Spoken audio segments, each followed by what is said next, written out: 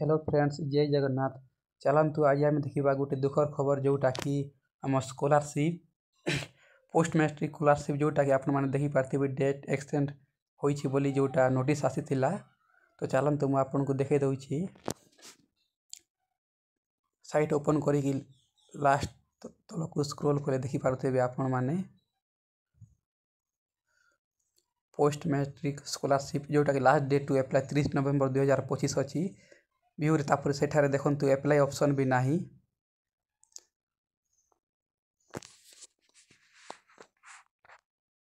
जोटा कि last date 30 नवेम्बर 2025 सेटा लास्ट डेट जोटा कि गवर्नमेंट जोटा कि चेंज करिक आम 31 डिसेम्बर 2025 करथिले। तो चलतु मुझे नोटिस भी आपन को देखे दूसरी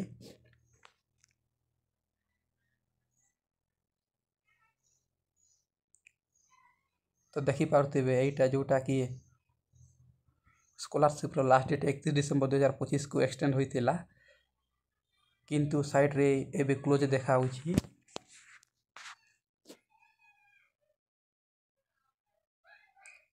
तो देखिपारे साइट रे एबे वर्तमान एप्लिकेशन क्लोज देखा